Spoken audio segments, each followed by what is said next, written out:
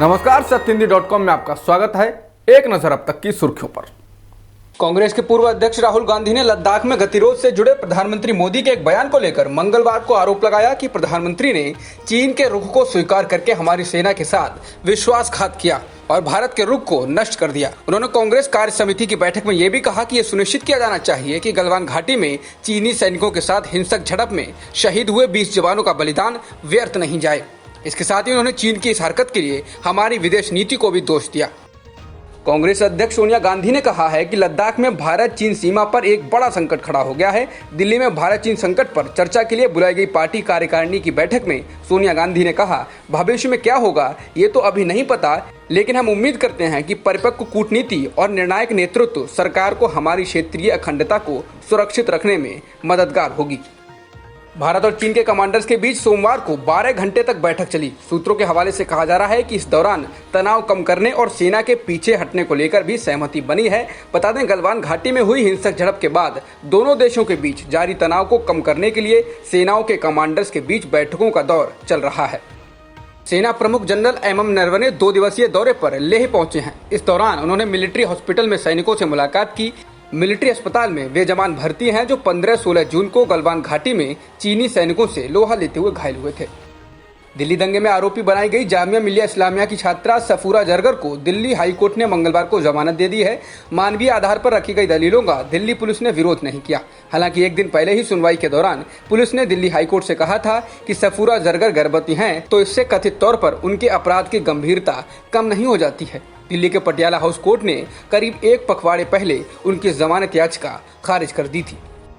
कानपुर के एक सरकारी आश्रय गृह में 57 नाबालिग लड़कियों के कोविड-19 से संक्रमित पाए जाने पर राष्ट्रीय मानवाधिकार आयोग ने उत्तर प्रदेश सरकार और राज्य के पुलिस प्रमुख को नोटिस जारी किया है।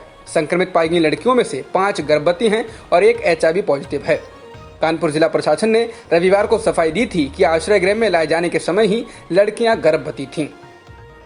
पूरी दुनिया के वैज्ञानिक इस घातक वायरस की दवा बनाने में अब तक सफल नहीं हो पाए हैं। इस बीच बाबा रामदेव ने आज कोरोना वायरस के इलाज हेतु बनाई गई दवा कोरोनिल को लॉन्च किया और दावा किया कि आयुर्वेदिक औषधि इस वायरस को खत्म करने में कारगर है। उनके मुताबिक कोरोना से संक्रमित जिन मरीजों पर इस दवा को लेकर क्लिनिकल ट्रायल हुए उनमें 100% नतीजे देखने को मिले हैं। कहा जा रहा है कि 1 हफ्ते में ये बाजार में आ जाएगी। हालांकि अभी तक इसके बारे में भारत सरकार की ओर से कुछ नहीं कहा गया है। अमेरिकी सरकार ने सोमवार को भारत पर गंभीर आरोप लगाते हुए भारतीय उड़ानों को रोक दिया है। उसने भारत अमेरिका के बीच विमानन समझौते की आड़ में अनुचित और भेदभावपूर्ण नीति अपनाने का आरोप लगाया है। परिवहन विभाग का आरोप है कि कोरोना वायरस के कारण उड़ानों पर लगी रोक के दौरान एयर इंडिया भारतीयों को स्वदेश लाने के लिए उड़ानें भर रहा है। दूसरी तरफ एयर इंडिया लोगों को टिकट की बिक्री भी कर रहा है। अमेरिका में काम करने की इच्छा रखने वाले भारतीयों को डोनाल्ड ट्रंप सरकार ने बड़ा झटका दिया है। ट्रंप ने H1B के साथ साथ अन्य तरह के कामकाजी वीजा का सस्पेंशन फिलहाल इस साल के अंत तक के लिए बढ़ा दिया है। मिली जानकारी के मुताबिक अमेरिका की ट्रंप सरकार ने H1B, L1 और अन्य अस्थायी कामकाजी वीजा को सस्पेंड कर दिया है। ट्रंप सरकार के इस फैसले पर लोग आपत्ति जता रहे हैं। यहां तक कि गूगल के CEO सुंदर पिचाई ने भी ट्रंप प्रशासन के इस फैसले को गलत बताया है। उन्होंने कहा कि इमिग्रेशन की वजह से अमेरिका को इतना फायदा हुआ है, इसकी वजह से वह ग्लोबल टेक लीडर बना। पिचाई ने लिखा कि आज के ऑर्डर से निराश हैं। इस्लामिक देशों के संगठन ऑर्गेनाइजेशन ऑफ इस्लामिक कोऑपरेशन यानी OIC के कॉन्टैक्ट ग्रुप के विदेशी मंत्रियों की आपातकालीन बैठक में कहा गया है कि भारत सरकार की ओर से जम्मू कश्मीर को लेकर जो फैसला लिया गया है और नए डोमिसाइल नियम लागू किए गए हैं, वे संयुक्त राष्ट्र के सुरक्षा परिषद के प्रस्ताव और अंतर्राष्ट्रीय कानून जिसमें चौथा जिनेवा कन्वेंशन भी शामिल है, उसका उल्लंघन है। इसके साथ ही बैठक में संयुक्त राष्ट्र की उन 2 रिपोर्टों का स्वागत किया गया है जिसमें यह कहा गया है कि भारत प्रशासित जम्मू कश्मीर में वहां के लोगों के मानवाधिकार का व्यवस्थित तरीके से हनन किया गया है।